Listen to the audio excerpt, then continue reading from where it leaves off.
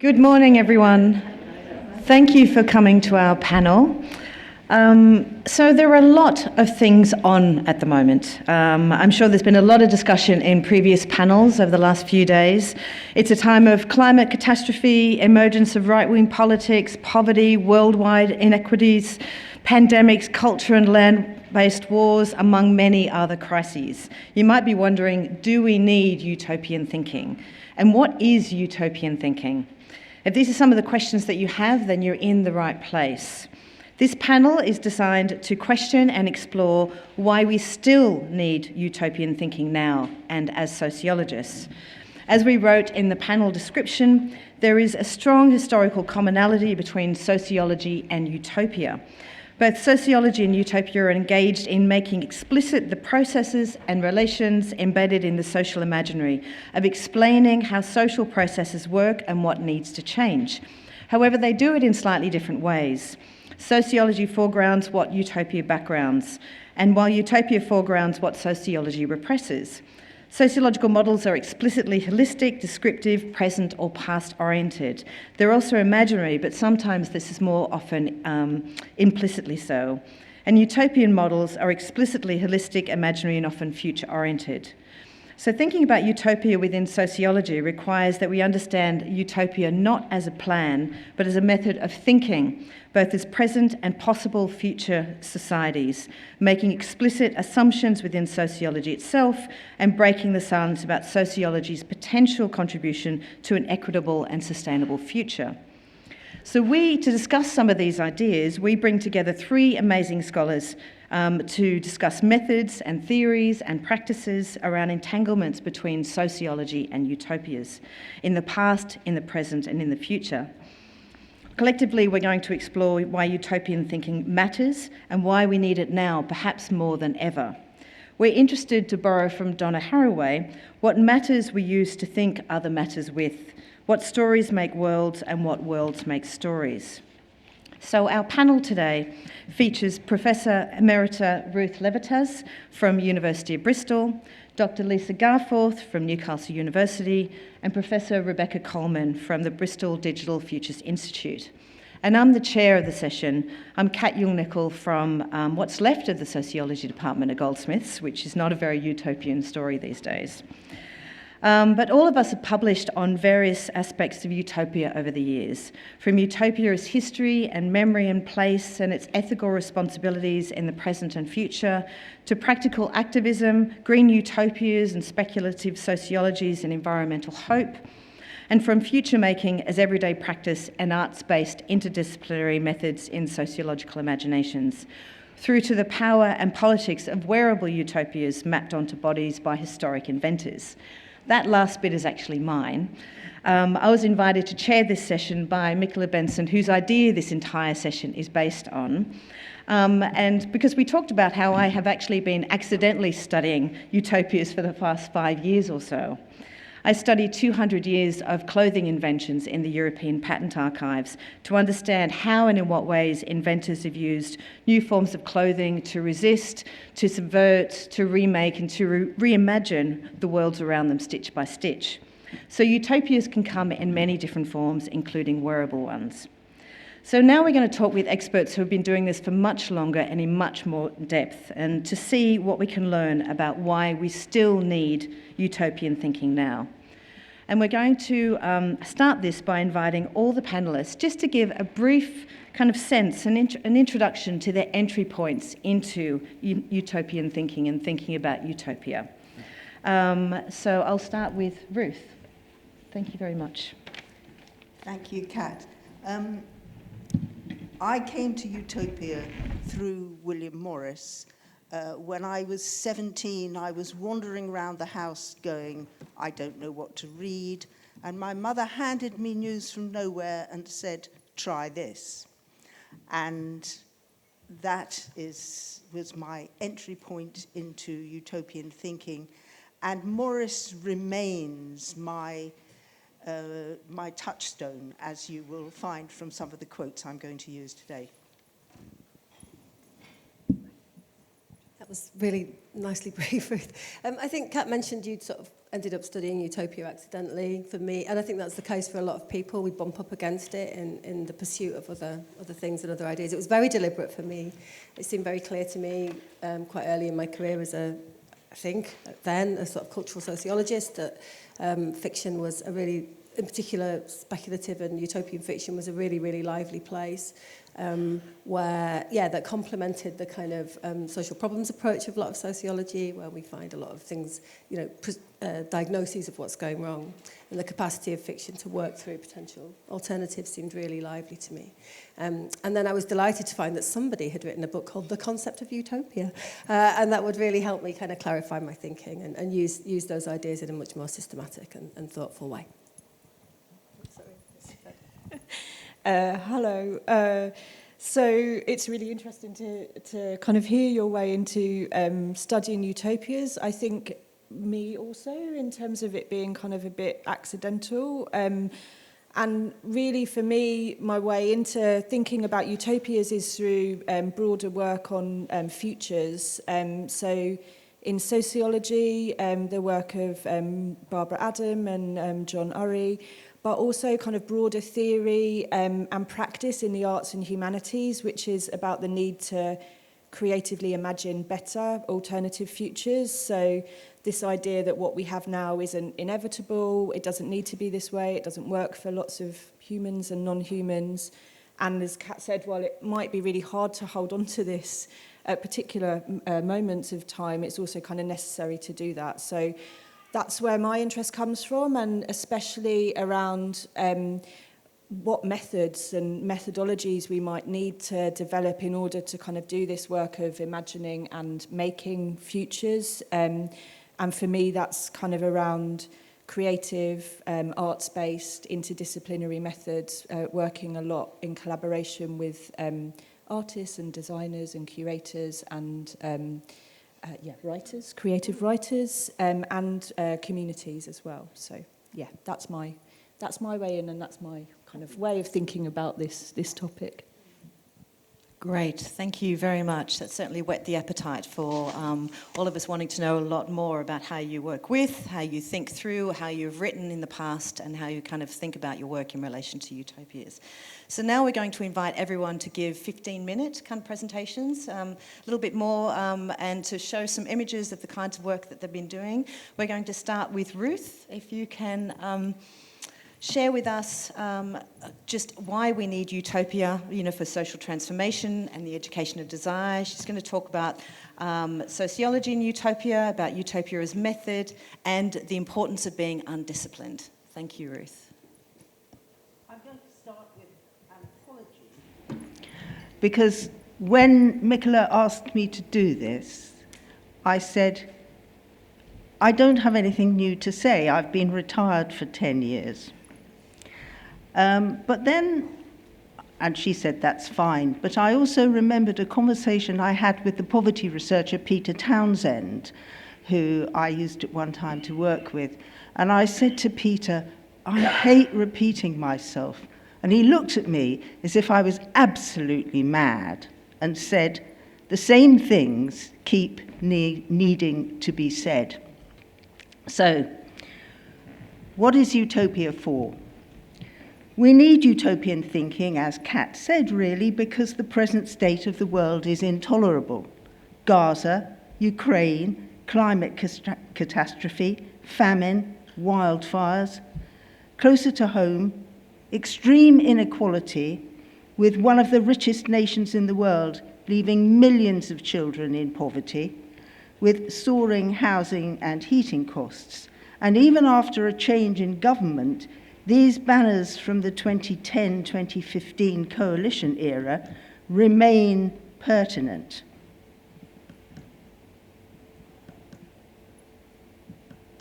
I have dozens of these, but that's probably enough. And this popped up in my Facebook feed last week, which comes from an organization around Bernie Sanders.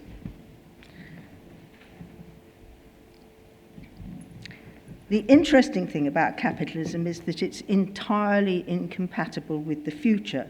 So we've just decided to get rid of the future and keep capitalism for a short while.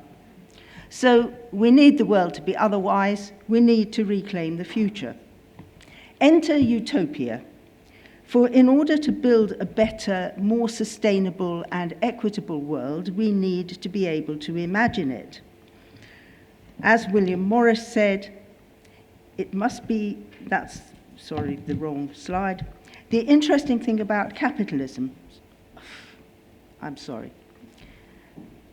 as William Morris said, it is essential that the ideal of the new society should be always kept before the eyes of the mass of the working classes, lest the continuity of the demands of the people be broken, or lest they should be misdirected.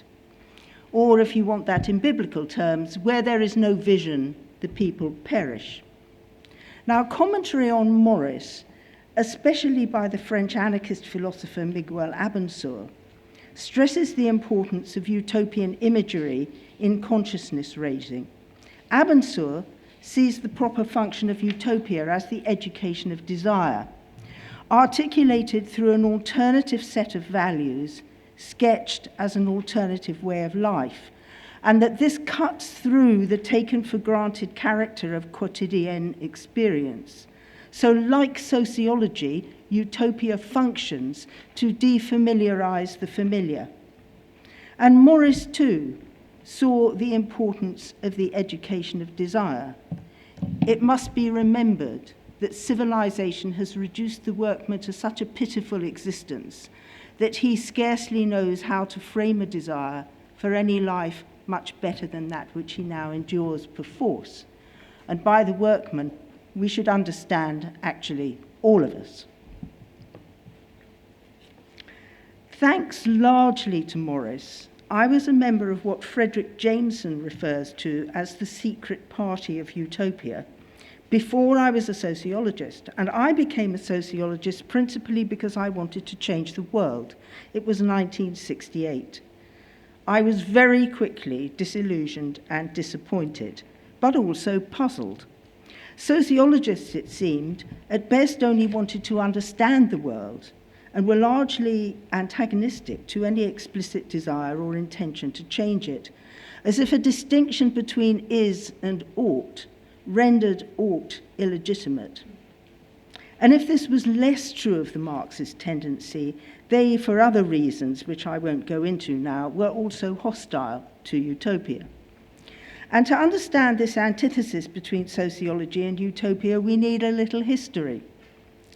The first chair of sociology in Britain was established at the LSE in 1907, and it was intended for Patrick Geddes, but the successful candidate was Leonard Trelawney Hobhouse, who most people have never heard of. Arguably, had Geddes been successful, sociology would at the outset have been more ecological, more utopian, and more demotic in its methods. So utopia would have been public sociology from the beginning. One of the other two applicants may have been H.G. Wells, who had certainly been pestering Beatrice Webb a little earlier for a chair in sociology. And Wells gave a paper to the Sociological Society, published in the Sociological Papers, the forerunner to the Sociological Review, called The So-Called Science of Sociology, in which he argued that there is no such thing as dispassionately considering what is, without considering what is intended to be, and went on to say that sociologists cannot help making utopias, though they avoid the word, though they deny the idea with passion, their very silences shape a utopia. Now, Wells is surely right that sociologists carry silent utopias in their work, both as inspiration and substance. Most sociologists who work in fields of social inequality, economic inequality, class, gender, ethnicity, and who work in environmental sociology are driven by the conviction that these inequalities are wrong, and underpinning this is necessarily an implicit idea of the good society in which these inequalities and problems have been eliminated, but sociologists are reluctant to discuss these utopias openly. And yet, as Kat said, the relationship between sociology and utopia is very close indeed. And one of the things that they overwhelmingly have in common is that they are holistic and systemic in the way that they think, and the way they're put together. And actually, sociology tends to be descriptive. It claims to be explanatory. It's oriented to the present. But it does also have to be said that sociology is imaginary. I mean, every model that we have of how society works in our heads is imaginary, and it's a particular part of the social imaginary. They're often critical, they're often normative, they're implicitly prescriptive, and sometimes implicitly and sometimes explicitly future-oriented. And with utopia, it's the other way round. The imagination of an alternative is what is foregrounded, and so it's imaginary, normative, prescriptive, oriented to the future. Not always, because some utopias are placed elsewhere in space or in the past, but it tends to be future-oriented. And they're also descriptive, explanatory, and present-oriented because they always take, either explicitly or implicitly, the present that we live in as a foil. So it's less conventional, of course, to point, it's quite conventional to point out the sociological aspects of utopias. To point out the utopian elements in classical non-Marxist sociology is less conventional. But just take Durkheim's division of labour in society and that whole section at the end on the abnormal forms. That section describes the actual state of the world as abnormal and has as a yardstick the non-existent utopian foil of what Durkheim thought should be the normal forms, the normal development of capitalism. And I say that not to raise a flaw in Durkheim's work, but to say that this is an affirmation that Wells was right and that this is actually a useful and legitimate method. Wells also argued that the creation of utopias and their exhaustive criticism is the proper and distinctive method of sociology. And the idea that utopia should be seen as a method is both an acknowledgement of what most utopian writers think they're doing, which is one of the reasons why I'm giving you these quotations from Morris, and a rejection of the idea of utopia as a blueprint or a plan to be implemented. You don't have to agree wholly with Wells about how the utopian method in sociology should work. And actually, I have long been more preoccupied with how utopia may help with social transformation than with how it might help sociology. But to get away from the idea of a blueprint, we have to think about what such a method should be, and to understand that our imagined better futures need to be provisional, reflexive, and dialogic. Provisional because all imagined scenarios are incomplete and flawed, and therefore utopia cannot be a fixed point, but a process. Reflexive because it's important for individuals and collectives pursuing alternative futures to be aware of the limitations placed on their imagination by their own social location. Morris, again, it is impossible to build up a scheme for the future, which is why Marxists are against it. No man can really think himself out of his own days, and that we can only put our imagined futures together from the aspirations driven by our present surroundings and from dreams about the past. And hence, again, the need for utopia's function as the education of desire. And as Morris says, it's not going to turn out how you thought. Men fight and lose the battle. What they fought for comes about in spite of their defeat. And when it comes, turns out to be not what they meant. and other men have to fight for what they meant under a different name. So that's part of the process. The collective imagination and pursuit of a better society needs also to be dialogic, because political processes need to be open to critique, to change, to alternative and new and unthought about voices. And understood in this way, utopia is necessary to social transformation. But the systematic understandings generated by sociology make a vital contribution to the viability of utopian dreaming. Sociologists ought to be the people who are best at this, not the people who refuse to do it. And if Wells criticised the so-called science of sociology, it might be appropriate, certainly for this conference, to criticise the so-called discipline of sociology, and indeed disciplinarity in general. For Wells's critique was levelled at sociology at the very outset of sociology's career as a distinct discipline.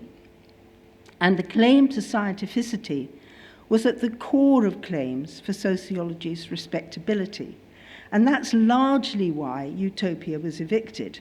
It's still the case that saying sociology is not a science is largely a way of attacking it. As in the early years of the Thatcher government, which I remember well, but the 1981 university cuts, at that time, Keith Joseph changed the name of the Social Science Research Council to the Economic and Social Research Council and looted its budget. But my issue is not so much with what is or is not a science, but with the whole process of chopping knowledge up into disciplines within universities. And it's only with the institutionalization of knowledge in universities that those separations happened. And much of the merit of fin de siècle utopian writers such as Morris and indeed Charlotte Perkins Gilman, who was both a utopian and a sociologist, was that they were essentially pre-disciplinary in their thinking. Now, maybe I'm just a very undisciplined thinker, but it has always seemed to me that disciplinary boundaries are an obstacle to thought, and particularly, perhaps, to sociological and utopian thought, which are in their very nature holistic and concerned with the connections between social, political, economic, and ecological processes. And in the late 20th century, British academia responded to the obvious limitations of siloed disciplines by promoting interdisciplinarity. And then this was swiftly contradicted by establishing research assessment exercises which were and are discipline-specific, with penalties attaching to publishing outside the core journals in any area. I'm sure younger colleagues will have had experience of pressure to publish in the right place. I'm lucky in that respect to be old, to have entered academia before the pressures people are now subjected to had become so intense. I was able to work on utopia despite the fact that my sociological colleagues mostly thought I was at best eccentric and at worst mad. And even when I retired 10 years ago, a senior colleague remarked that my last book, Utopia as Method, which was submitted for the 2012 ref, was not really an academic book. So be as undisciplined as you can. As Marge Piercy said of writing, you have to want it more than being loved. And I want to end with the opening stanzas of Auden's Atlantis. Being set on the idea of getting to Atlantis, you have discovered, of course, only the ship of fools is making the voyage this year, as gales of abnormal force are predicted, and that you must therefore be ready to behave absurdly enough to pass for one of the boys, at least appearing to love hard liquor, horseplay, and noise. Should storms, as may well happen, drive you to anchor a week in some old harbour city of Ionia, then speak with her witty scholars, men who have proved there cannot be such a place as Atlantis. Learn their logic, but notice how its subtlety betrays their enormous simple grief. Thus they shall teach you the ways to doubt, that you may believe. Thank you.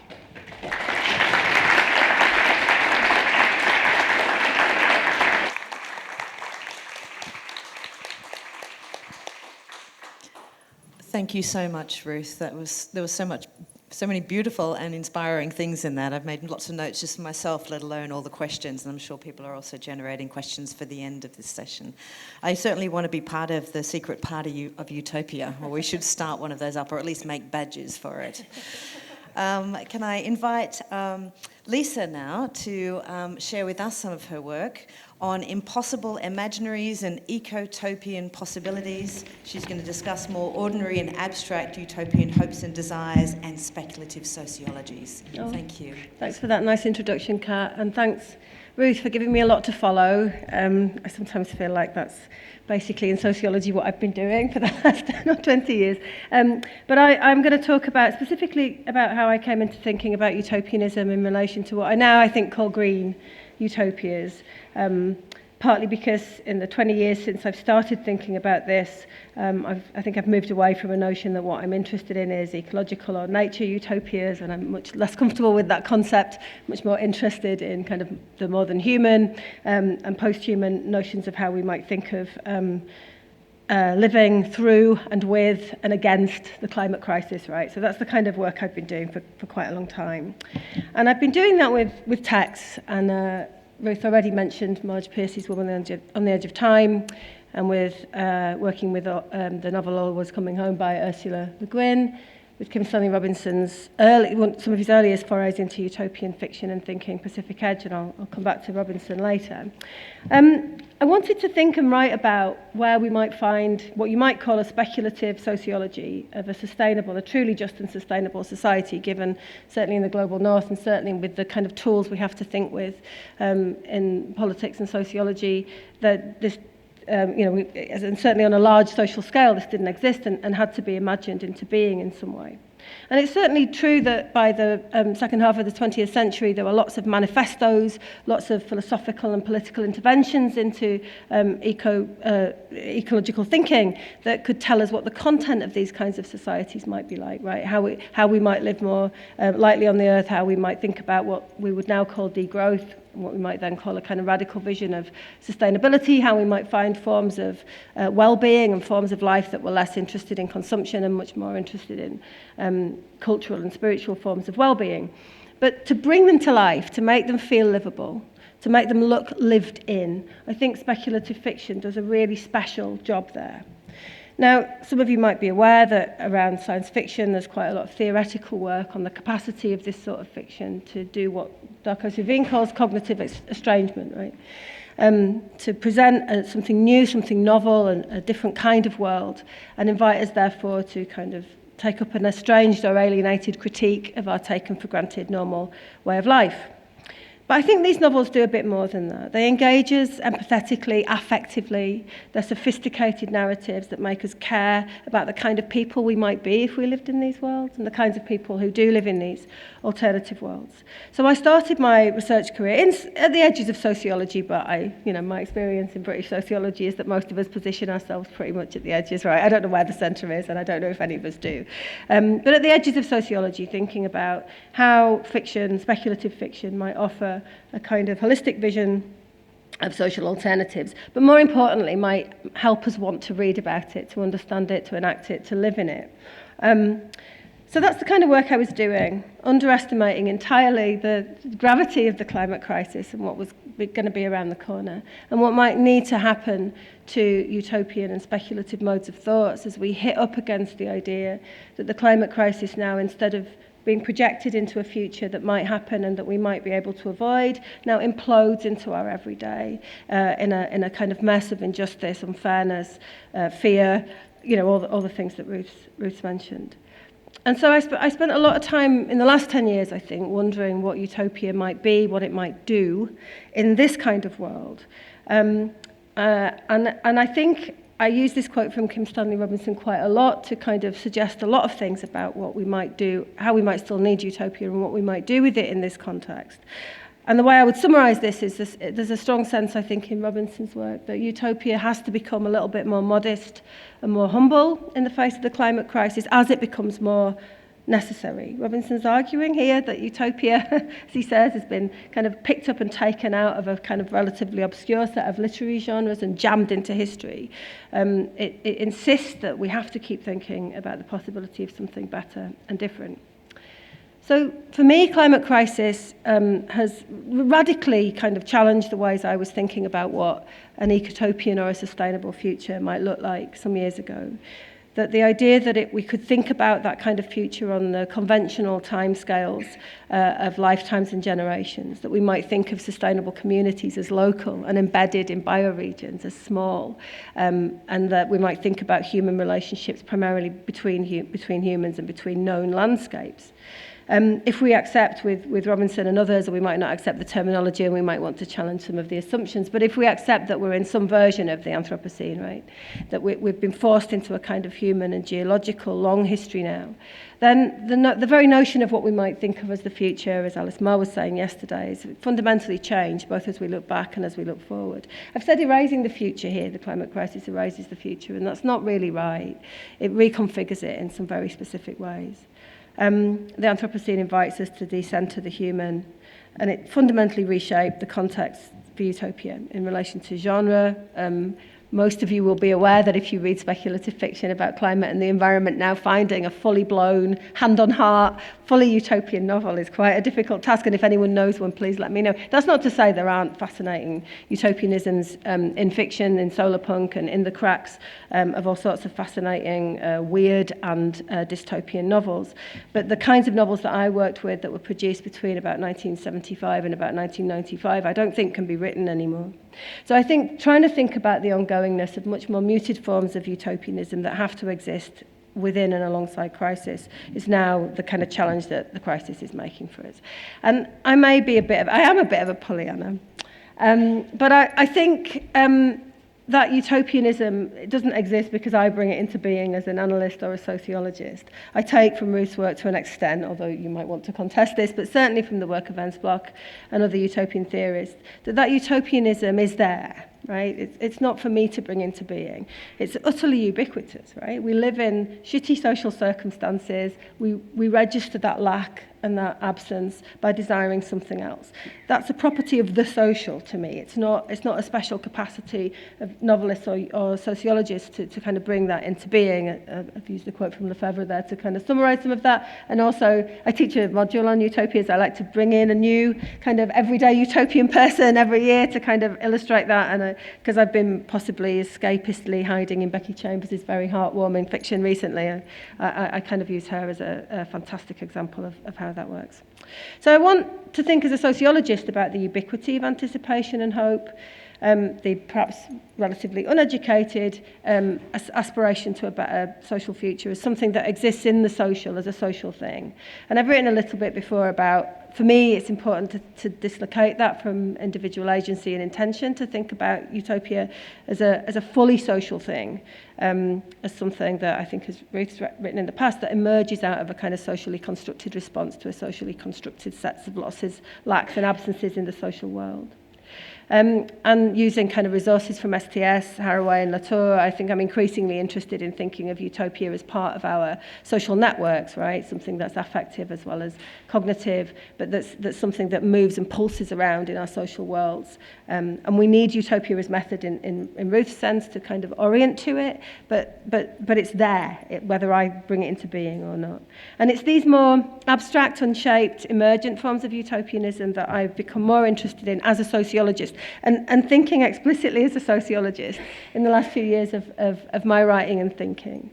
Because I think when I started working with speculative fiction as a sociologist and in sociology, but not really caring very much about how it fitted into the discipline and assuming that, if I said it was sociological, I could make it so somehow.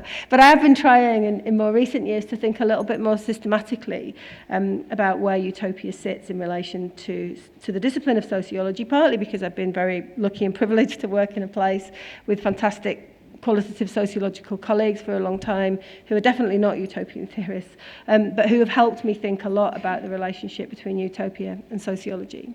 So I would say a few things on this, right? The first is that in really obvious and self-evident ways, a sociology without utopia misses the full dimensions of the social world. A sociology without some utopia in it is just descriptively inadequate, right? It misses people's utopianisms all the time. And I find that, in a sense, more distressing and more worrying than whether we do enough work as theorists to be utopian. So there's that dimension of it. The fact that utopia also has this capacity to be somewhat diagnostic, right? As in Bloch's writing, you get this very strong sense that you can only express a lack or an absence, a sense of what's missing, by a kind of sometimes quite fantastical depiction or orientation towards what might fill that lack, what might be better.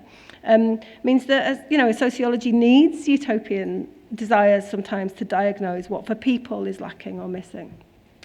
Now, Ruth will tell me, and I know she will tell me if I butcher this bit from Utopia's method here, but I think I found this a really helpful way of thinking about what we do with utopia, if you like, in sociology.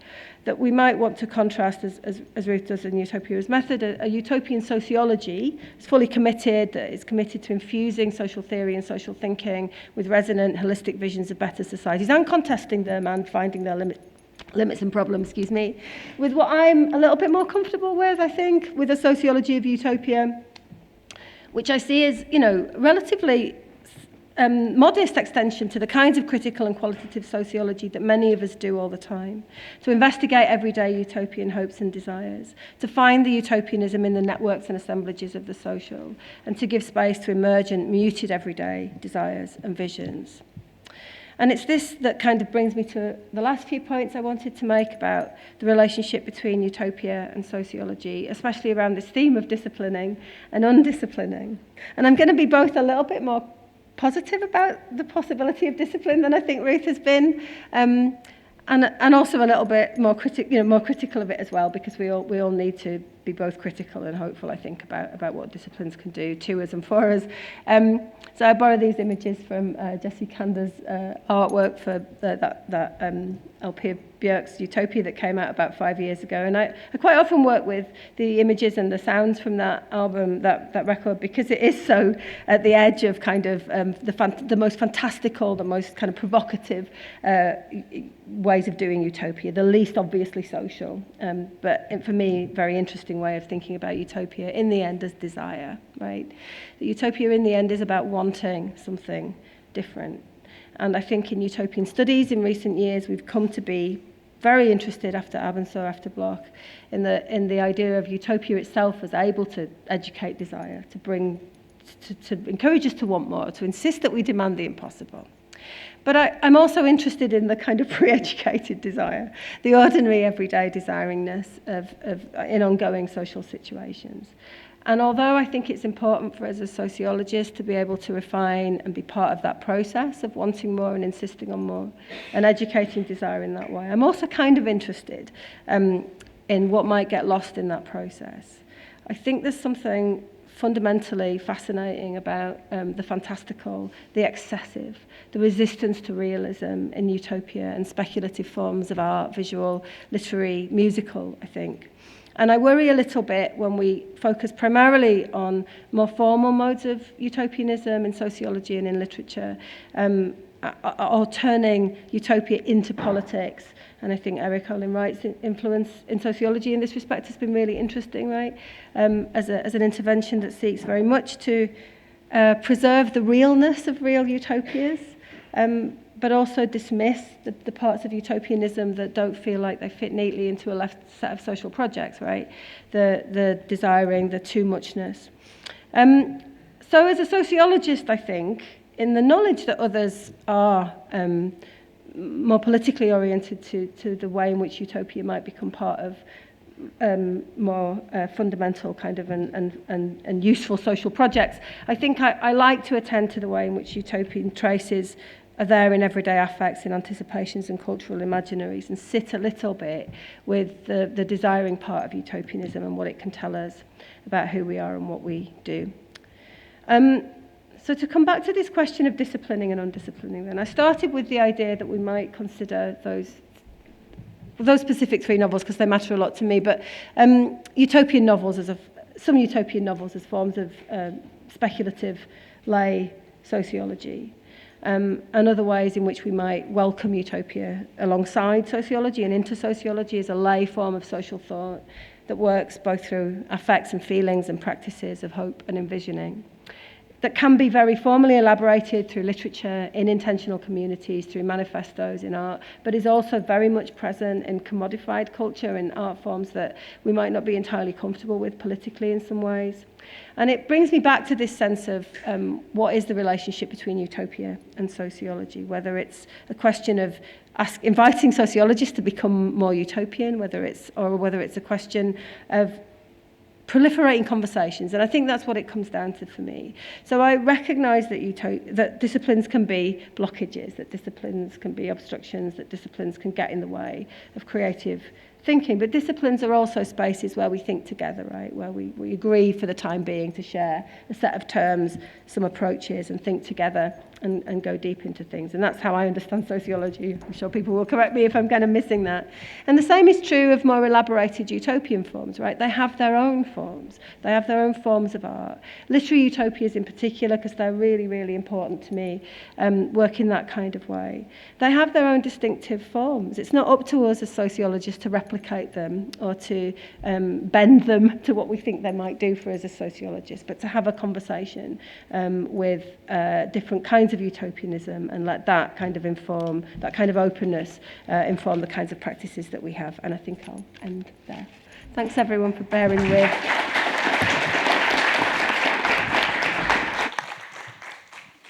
Thank you so much, Lisa. I was taking notes actually from this angle of those beautiful quotes that are there. Fantastic. Thinking about so many things about, sociology without utopias is inadequate. I certainly want to be talking about more of that later. So thank you. Becky, would you be able to share with us now 15 minutes? So Becky's going to map utopias as kind of acts of future making and as an everyday practice. She's going to ask about how utopias fit within broader sociological and other interdisciplinary work on futures, and really kind of discuss things methodologically, paying close attention to what arts and affective and material practice offer to sociological imaginations. Thank you very much. Thanks. I'm really pleased to be here, especially as a kind of late addition to the panel. And I'm going to kind of talk about, and I hope I can do justice to that introduction, Kat. I'm going to talk about, as I mentioned earlier, my way into kind of thinking about utopias is through kind of futures, thinking about futures more broadly. And I kind of mentioned earlier that I think I started to kind of think seriously about futures probably in around 2010 in the context of the new kind of austerity measures that were being kind of unrolled after the 2008 financial crash. And I was part of a seminar series that was funded by the ESRC that tried to kind of think about futures through this lens of austerity, and kind of part of that was working across disciplines, so there were geographers, STS scholars, and with artists and curators to try to think about how we could study and what kinds of methods, what kinds of approaches we could bring in from other disciplines to think about futures and to kind of unpack and unfurl some of the kind of politics that were happening around austerity. And then kind of, so through that, I became interested more in thinking about how we might develop these methods around futures, and have been kind of experimenting with trying out different what we might call arts-based creative methods. So I'm going to provide a little bit more kind of context and then talk a bit more about some examples, some kind of ways in which I've been trying to do that. But I would like to kind of preface all of that by saying that this does feel like they're experiments, and it's kind of a trying to kind of work it out as we're going, and to really kind of think about what the methods are doing and what they're not doing. So kind of offering it in that kind of spirit. So others have talked about why we might need utopias now. I won't spend too much time on the first point up there. I think we've kind of talked about that, so that there are all of these intersecting kind of crises that both make utopian thinking difficult and necessary now. But at the same time, I think that futures are everywhere. They're not always well articulated, and often they seem to kind of indicate more of the same. So here I'm kind of thinking about political promises about the future that seem to be kind of, rooted in ideas around growth, capitalism, is incompatible with the future, but we just keep on doing it. And also kind of recently I've been thinking about the kind of visions of future technology, so kind of big tech, and the kinds of futures that they promise, which again seem to be kind of rooted in this kind of unfurling, inevitable idea that this is kind of just what's going to happen. And then at the same time, I think, as both Lisa and Ruth were mentioning, there are these pockets where utopias are prefigured, and I take that term from the Davina Cooper's work around everyday utopias, a socio-legal scholar. And there's a really big and kind of growing interest in creative methodologies, I think, for how we can imagine and build better futures. So it kind of, I think it's a kind of a bit of a project of holding those tensions, so thinking about why it's difficult, and at the same time why we might kind of need to keep on doing this.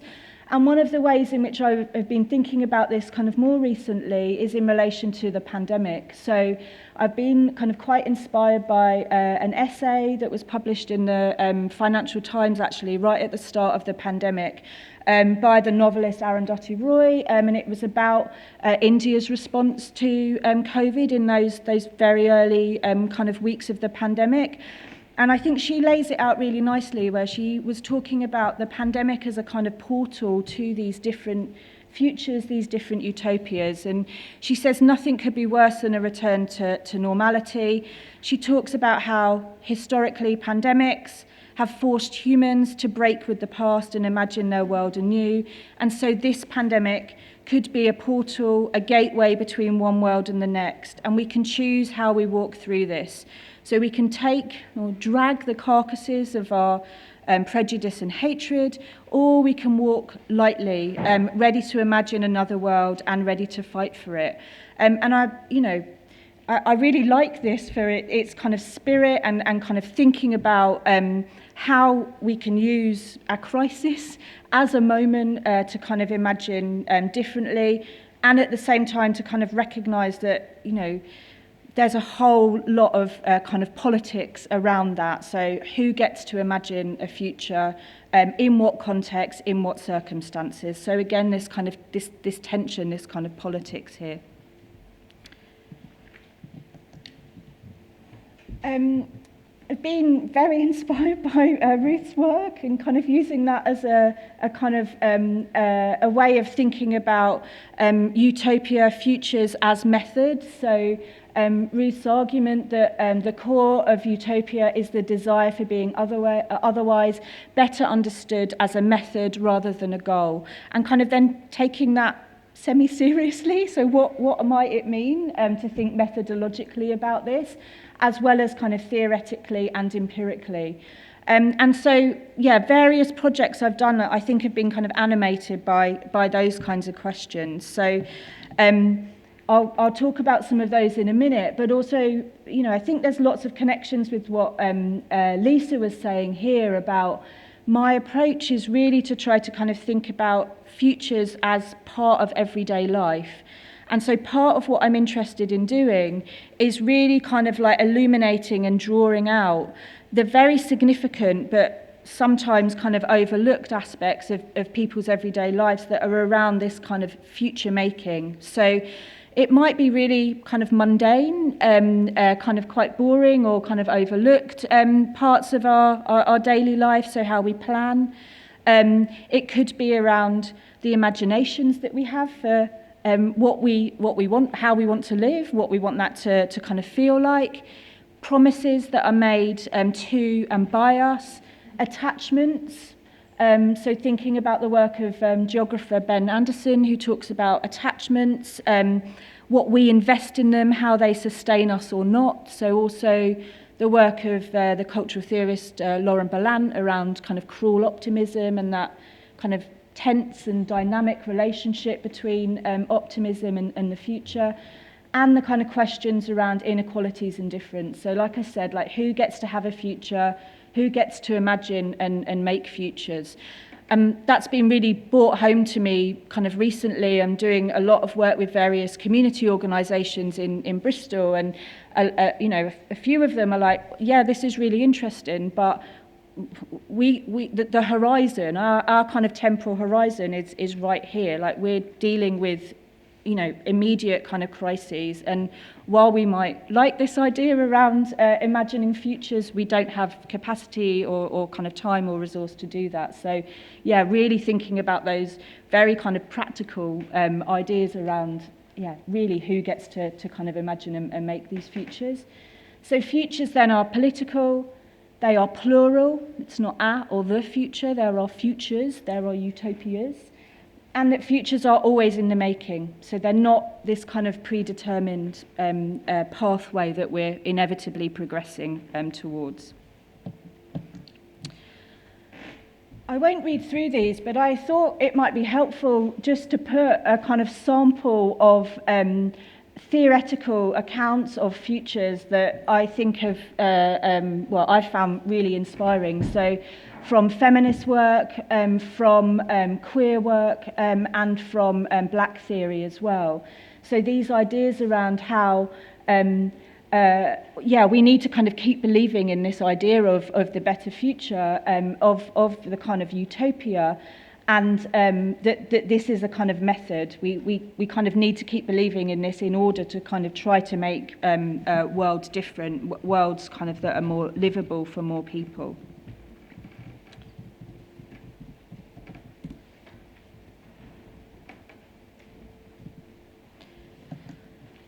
So if we think then about methods, we can ask, you know, what might this mean?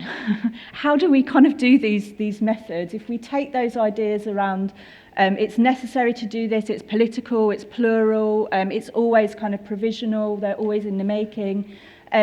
Yeah, how do we do this work? And so I've been trying to kind of think about the future as both something that's intangible, so it's the not yet, and at the same time it's incredibly material. It's made through kind of everyday, concrete, material kind of practices, affects, feelings, yeah, kind of orientations. So I've been, yeah, what I've been trying to do is develop these kinds of sensory, affective methods, material methods, and these kinds of collaborative and interdisciplinary methods. So I think the kind of question of disciplines and undisciplining kind of runs through all of these in different ways. And I'd say that kind of I've been trying to then situate this work more broadly within moves in sociology around methods. So I'm thinking of the kind of live methods work by Les Bach and Nirmal Pawar, the work around inventive methods by Celia Lurie and Nina Wakeford, as well as a kind of whole host of other work around creative methods and what it means to kind of work creatively in sociology. And there's been some really amazing examples of that at this conference. I've been really inspired by that. So one project that I've recently kind of been doing is around, has been around kind of materiality and affect. And I ended up writing a book about glitter and future politics, which was not where I started off. I wasn't intending to write a book on glitter. I was actually meant to be writing a book about methods for studying futures. And the first kind of thing I did within that was organise a series of workshops with students at a secondary school, girls' secondary school in southeast London, working really closely with the arts teacher there, Claire Stanhope. And it was a collaging workshop around imagining futures. So I went and I took a whole bag of materials, paper, pens, craft materials, and there were pots of glitter there. And the glitter became like really significant in how these young people were imagining their futures. So it was really popular, it got passed around everywhere, they were sharing it. It moved from the collages to, I mean, it covered them. There was one young person standing at the sink in the art room trying to brush all the glitter off before she went to her next class. But it also started to move to their bodies intentionally. So some of the young people there were painting their nails with the glitter.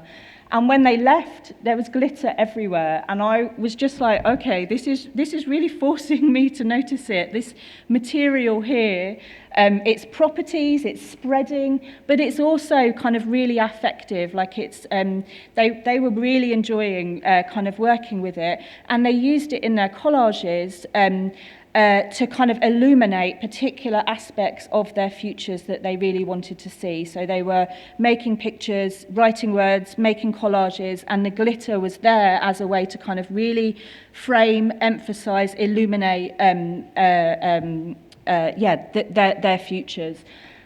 Perhaps not surprising given the status of glitter in mainstream girls' culture, and there is some academic work that talks about glitter and shimmer and glow and this kind of luminosity. So kind of using that to think about the kind of material and affective properties of this ubiquitous kind of material to think about its role in creating these futures. That took me to follow glitter to other sites and to kind of complicate it. It's not that everybody loves it. It's obviously kind of very tied up with questions around environment, the environmental damage that it causes. So there's all of these kind of multiple kind of futures that a material like glitter kind of opens up. So that was one kind of piece of work that I did around futures. And kind of utopias, thinking about these better futures.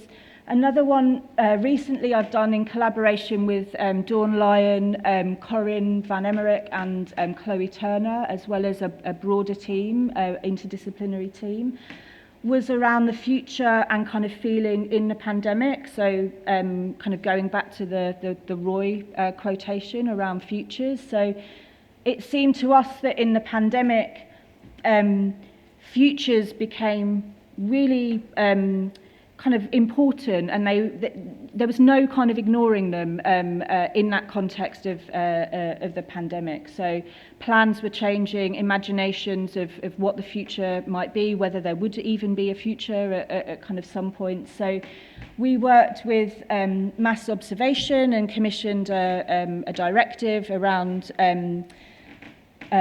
people's experiences of time and futures, and we also worked with young people in what we called field tanks. So this was a method devised by Chloe Turner, who and we kind of used some of the same prompts that we did with the mass observation directive, and asked young people to kind of respond to them and to think about futures and to make artworks.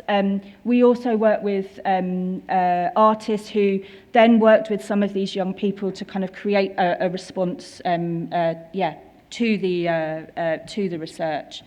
And I will just finish with at this conference with collaborator Beck G and Viv Koo, we've been kind of really taking up this work of a utopography. So this is H.G. Wells's idea that sociology, what sociology could be involved in, is building a sort of dream book of huge dimensions in which sociological works could be brought into relation and structured via ideal visions of society. So this is what a kind of utopography is.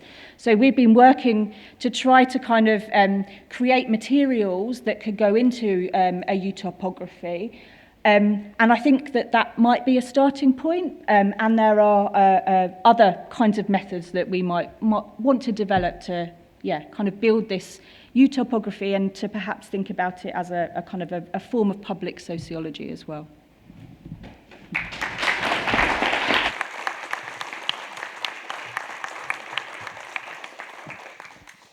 Thank you so much, Becky. That glitter project is so inspiring. I love it. It's amazing when you talk about it and people are like, glitter? You can do a project on glitter.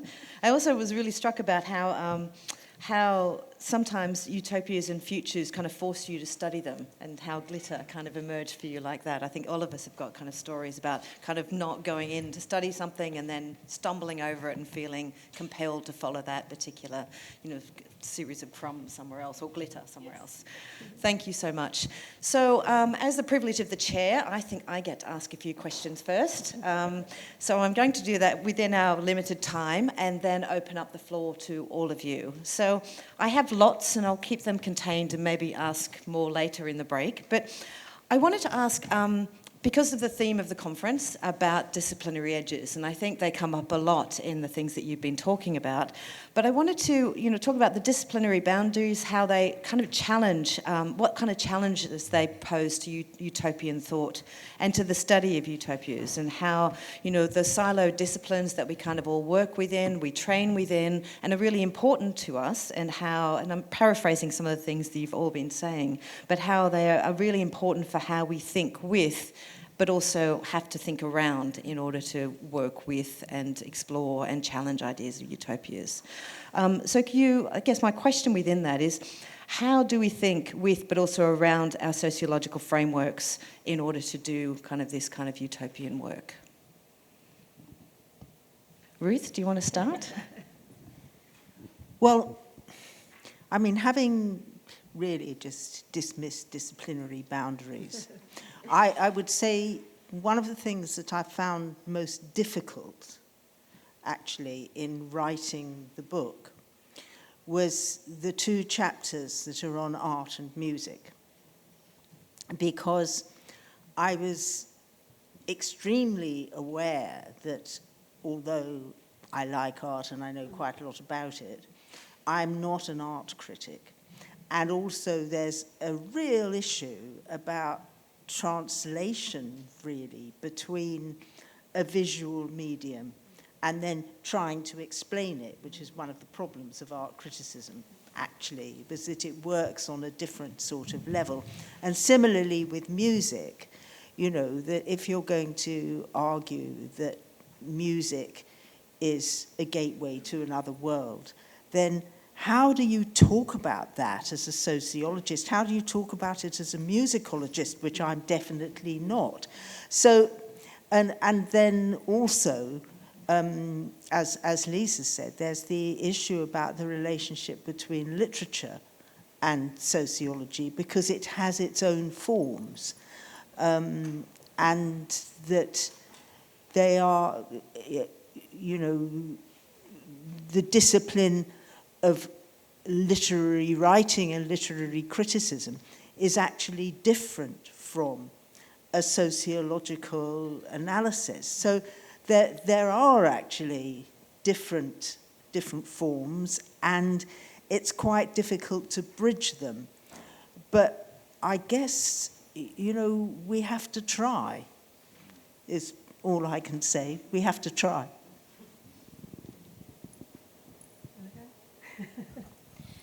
I really recognise that, and I think across all of this work it's kind of coming up against the limits of what I can do and what I know and what my expertise and experience is, and that's partly why I really enjoy working kind of collaboratively with artists and curators and creative facilitators. But it's also really hard.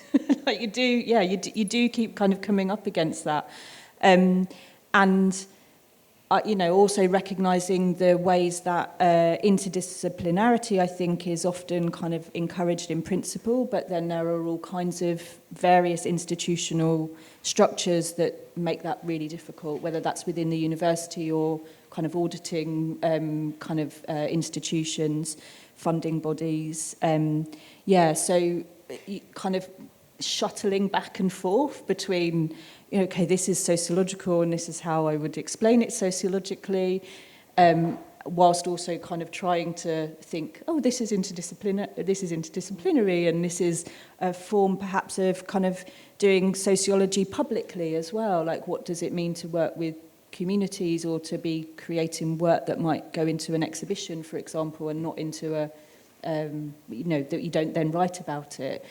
So yeah, I totally recognise all of those sorts of all of those conundrums. I think the other thing I'd add is that I've definitely encountered this kind of feeling of being a bit silly, or like feeling like, you know, an imposter, or that what am I, you know, perhaps especially with the Glitter Project, like going to quite straight sociology conferences and feeling like, oh God, you know, this isn't sociology, or feeling really silly about talking about something like glitter, which is really interesting because obviously it's seen as a superficial and a childish and a feminine and a, you know, associated with kind of queer politics. So there's all kinds of ways that I can rationalise that, but nevertheless it's a kind of sitting with and kind of trying to like own that feeling of silliness. That just reminded me of, I once did a double act with Eric Olin Wright, which was lovely, but his response to the first two chapters is, well, I didn't understand those, just kind of can't go there. So, you know, I mean, but I felt an imposter in relation to the art and the music. But it seemed really necessary to acknowledge that space. But a lot of sociologists, I think, just went, what's this stuff? That's interesting. Because I think, I mean, one of the things we ought to be, you know, again, I keep wanting to bring this back up, maybe in a really reductive way, but that, you know, as a discipline in sociology, what we have got, especially in British sociology, is a really lively tradition of deeply conceptually infused, thoughtful, descriptive, qualitative sociology. So, you know, and that I think is partly what allows us to sit in between some of these other disciplines. And so for me, one of the tensions in my work in utopian studies has been a slight tendency in some parts of the kind of interdisciplinary utopian studies community to primarily either value literary utopias because they're lively and clever and thoughtful, or the political work that utopias do. And that's what brings me back to what you said about Eric Olin Wright, right? And that is really important, but that's why for me being a sociologist allows me to put that politics and that instrumentalisation of utopianism sometimes into, and insist that it stays in a conversation with glitter and boas and, you know, all those really important kind of everyday desiring elements to it. So I do think that there's something about being quite modestly descriptive, really, as a sociologist, that can allow us to kind of move in, you know, across and in between some of those things. And I felt, you know, I felt able to do that as a very bad empirical sociologist. But I, you know, as a not just what one person can do within the context of the discipline, but what we can all do together, I think. Great, thank you. I'm conscious of time, so I'll share the panel with all of you now. So we have George with a roaming mic any minute now. Questions for the panel? Who's got one? Yeah, we have one over here. George is coming.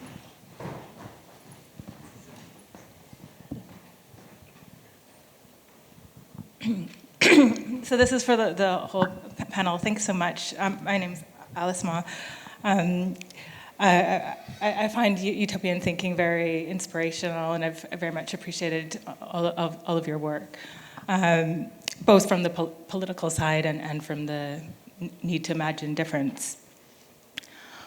But I also find some discomfort with utopia, and I think it's partly being maybe a realist. I wasn't really thinking about it in that way, but I can't get over the impossibility side of it. And I wonder as well about the risks of holding on to a language of utopian thinking when we, you know, we're not getting over the dystopian world in which we live, in the sense that violence will continue. We're in the middle of a mass extinction event. You know, as much as you may try to wish that away or dream some other kind of bracketed out reality in which those problems don't exist or they're diminished, they're here with us. And why can't, so I just want to push, like, why can't, or does utopia offer space for, you know, death, illness, destruction, violence, oppression, alongside other things, because that will be and is, the case. The other question I have is around the idea that utopias are obviously diverse and plural, so incommensurability of visions. So there's no way in a polarized world such that we live or that we have ever lived in, we will find a unitary vision of a utopia. So how then can you accommodate that in utopian thinking? To me, it strikes me as just too all or nothing. Like either you have utopian imaginaries, whatever they are, whatever the scale, or like, so why this sort of utopian or dystopian? Why not a little bit of both?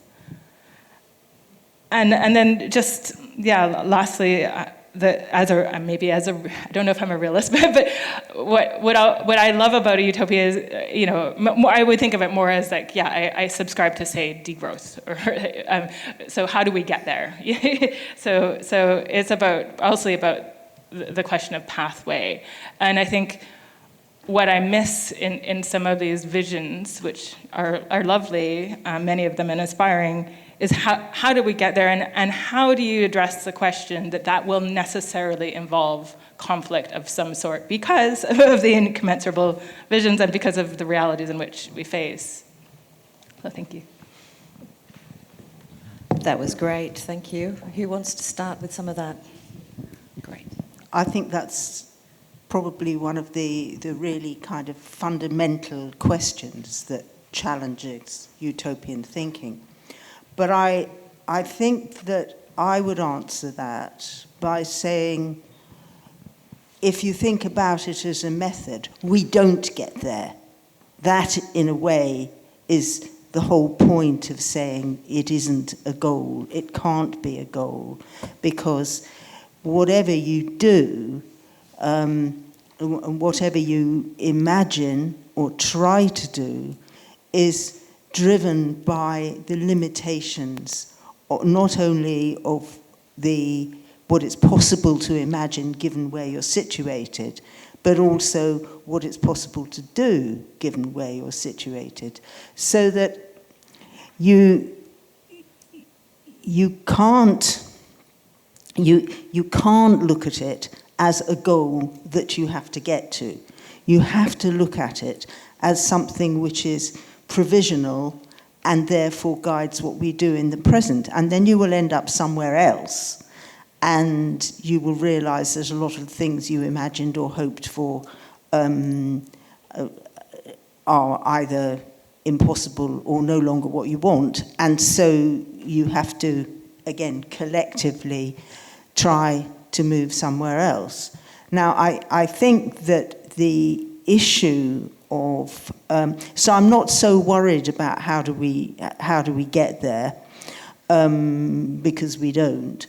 I think the issue of conflict is really fundamental. A lot of utopias assume that there won't be conflicts of interest, only differences of opinion, and that's actually once you get into news from nowhere, that's where Morris gets to. But actually, of course, there's a major conflict in order to get there, because you actually have quite a conventional revolution, which in some ways is based on the events of the Peterloo massacre, the account. But so certainly there'll be conflict on the way. Marge Piercy is the best at addressing the fact that there will be conflict within utopia, and her solution in the end, which is probably quite inadequate, but she does say, we argue, how else? And on the point of, the risks of utopian language, I think that's only a kind of issue in theoretical circles and people who are talking about utopia, which is, again, why you have to move it away from that anti-utopian dialogue, which suggests that nothing can change.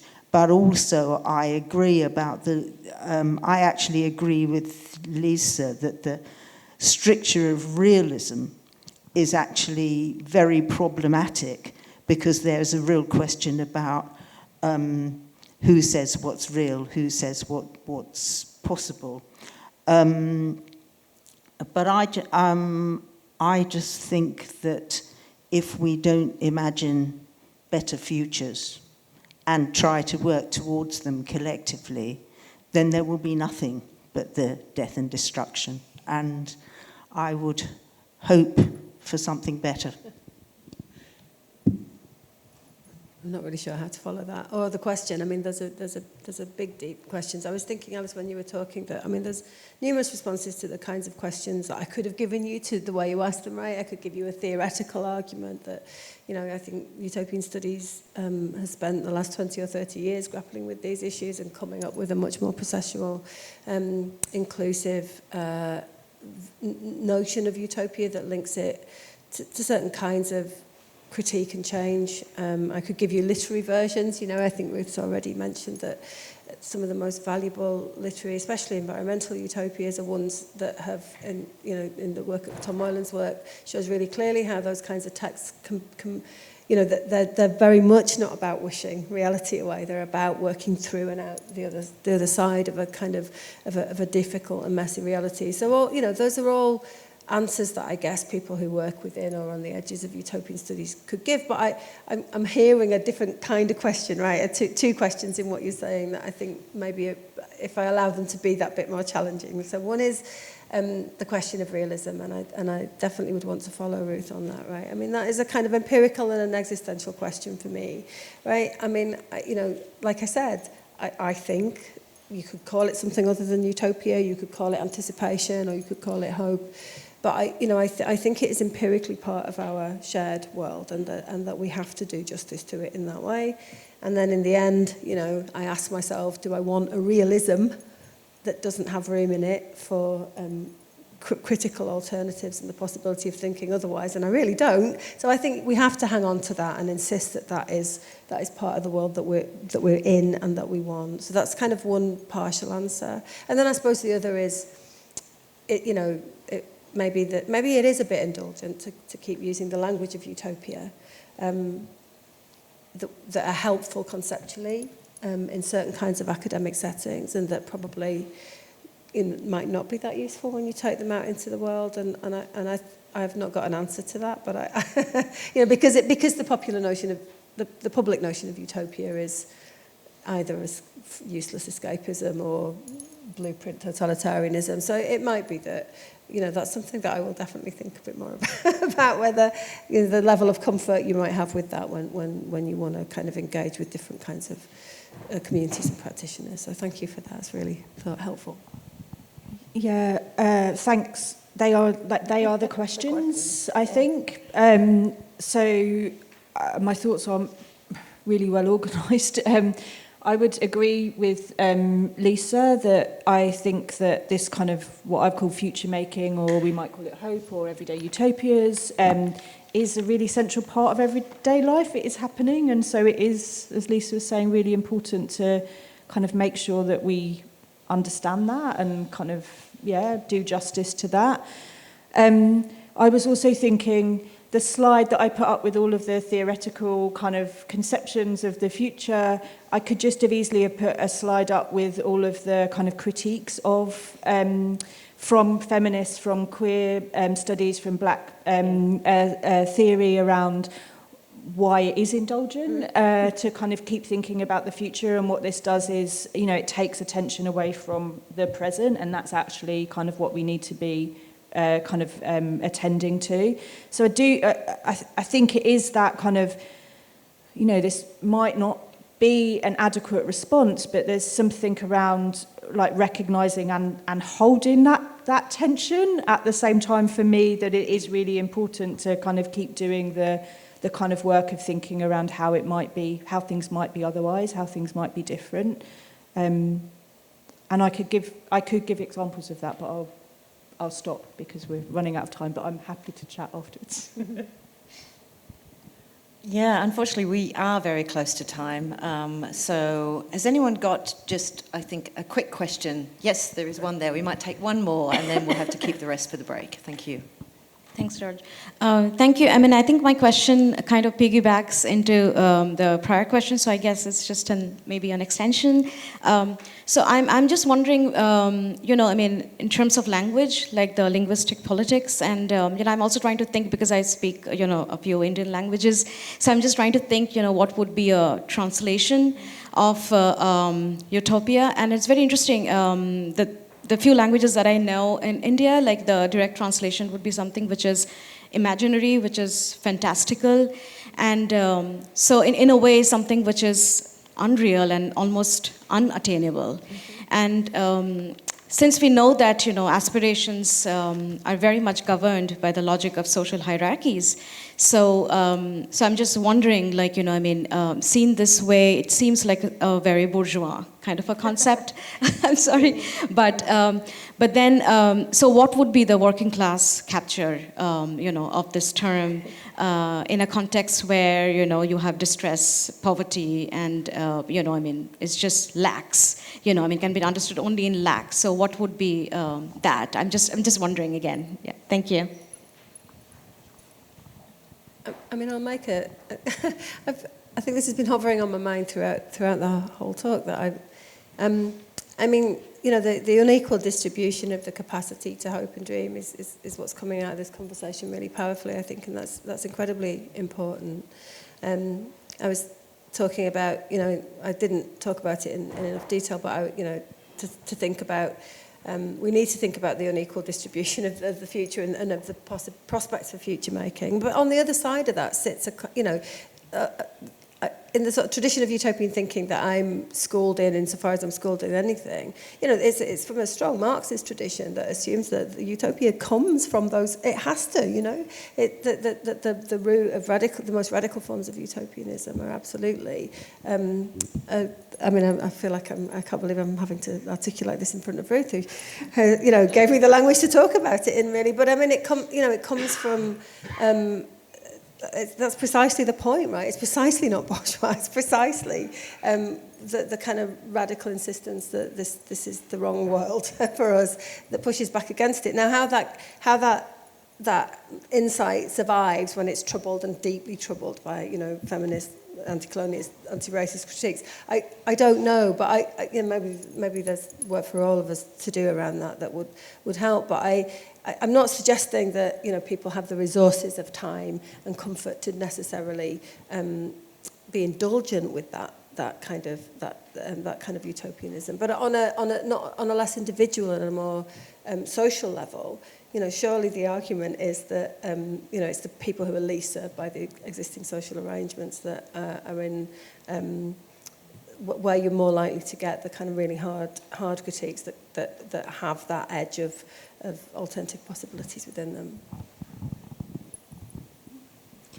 I mean, the concept itself, you might say, well, it's a bourgeois concept, but actually, if you look at the history of utopianism, if you take Owenism was a working class movement, a major working class movement, which was actually also quite strongly feminist. Morris himself, when he wrote News from Nowhere, wrote it as a serial for a journal called Commonweal, which was the journal of the Socialist League. It was aimed at and read by working class people. It was a core part of the socialist movement of the 19th century. And actually a lot of Morris's importance, although people think of him in relation to curtains, is that he was probably the most important socialist of in England of the 19th century. And I do think there's a real difficulty about cultural resources and who has the cultural capital to write things, because Morris himself, of course, was not working class. But I think that to just say, well, it's a bourgeois concept, under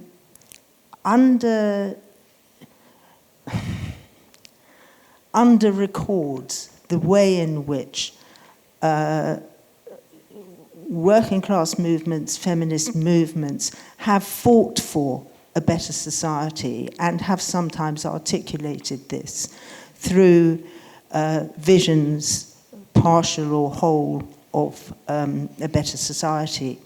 And of course, even theoretically, within sociology, I have a lot of differences with Karl Mannheim, but what Mannheim said was utopia is what rises up from below. It comes from the rising class, and it transforms and overthrows the status quo.